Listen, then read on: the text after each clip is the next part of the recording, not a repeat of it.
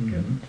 And to me it was somewhat amazing that you talked quite glowingly about the social achievements of Hitler. Oh, yes. We have touched upon it briefly. Oh, yes, but many writers in today and in history books when I went to university, they always said that there was no freedom of speech in Germany, there was no freedom of the arts in Germany, there was... well, what they call freedom of art, you know what it is? It's Samuel Jackson or Picasso. We don't want this freedom. This freedom of art is not called freedom of art. It's just called, I would call it just a phantasm of an idiot. Mm-hmm. But how do you answer the charge that the unions, for instance, were banned in Nazi Germany, labor unions? Because we don't need that. He didn't need them to make his workers happy. Because he had the notion of profit, of stupid profit, didn't exist. So there was a higher social conscience? Of course. Then? There was a much higher, there was a very high conscience. Very high.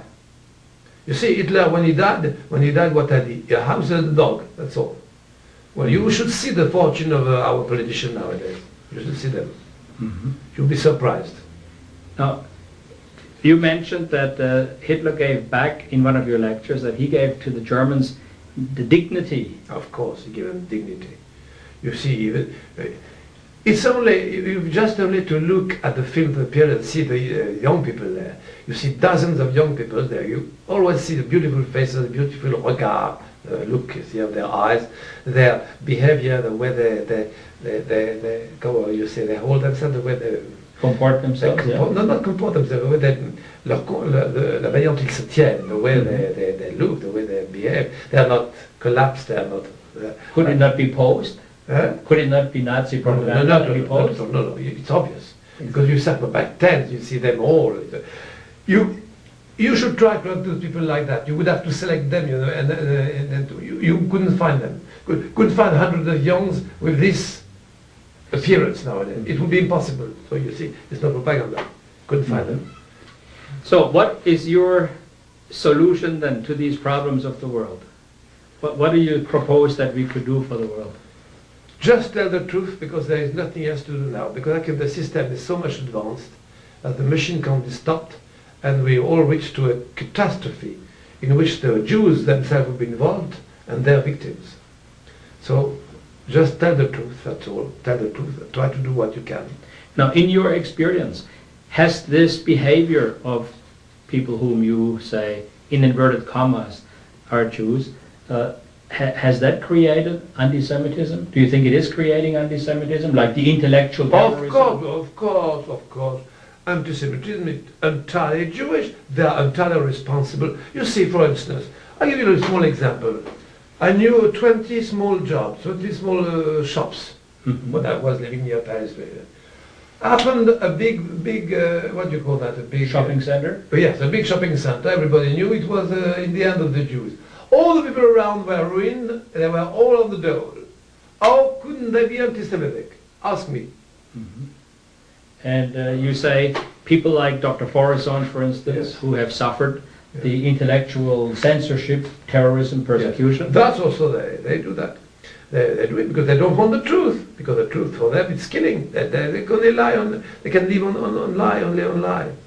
Would you say movements like the Le Pen movement in France have a chance to reverse? No. I think Le Pen has been used by them only to collapse the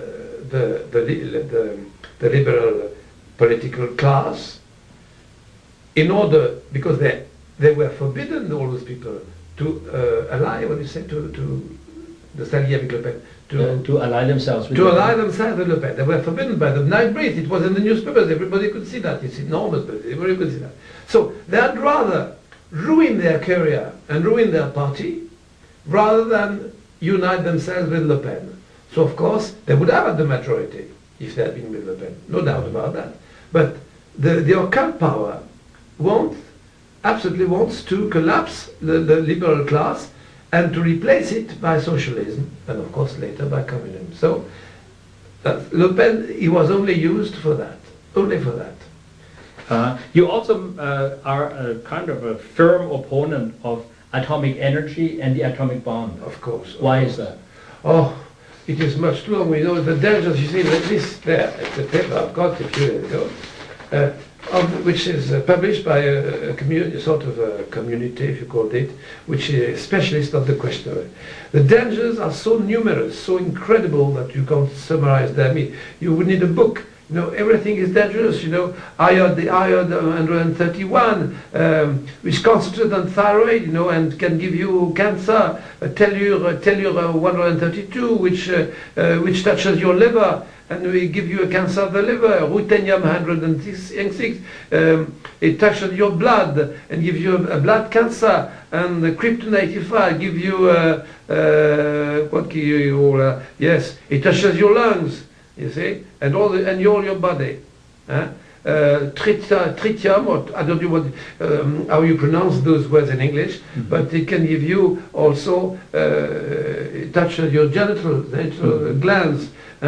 Strontium also, it touches your skeleton, your bones, you see. Cesium, it touches your metabolism and your muscles. And the worst of all is plutonium. Plutonium, it attacks everything. It attacks the most, you see, obnoxious? The most obnoxious, you know. And you know its action lasts 24,000 years.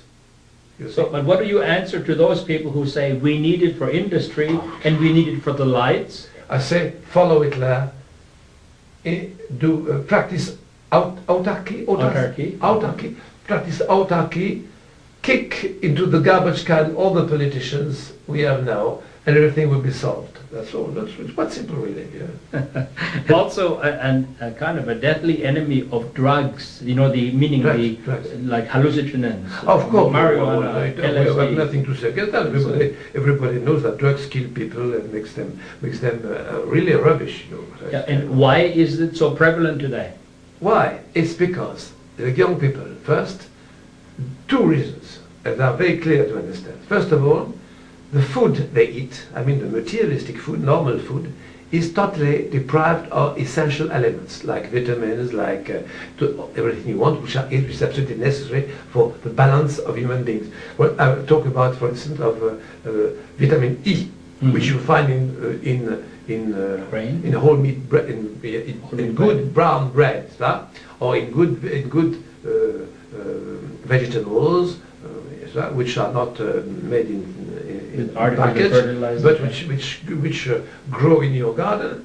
Well, first of all, so they've got a body which is lacking in the most important elements, which are, of course, their brain is touched, because there is no brain, there is no spirit without body.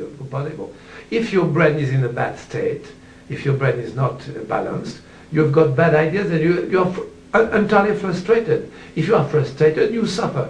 If you suffer, you try not to suffer. And if you try not to suffer when you have nothing, no idea, and when you have bad food, you try to find something to not to suffer. It's drugs. It's drugs, that's all. And do you count alcohol amongst that? Do you count alcohol amongst that? Yes, alcohol, even tobacco. The maximum? Even tobacco. Well, it was certainly informative. I want to thank you very much. I have only known you through correspondence, telephone conversations, and now finally I've met you. I appreciate the time you took for us. I was very glad to meet you, and as far as truth is concerned, you will always find me to help you. I thank you ever so much. Merci beaucoup. Even if Rothschild does not agree. Especially if Rothschild does not agree, and Haber.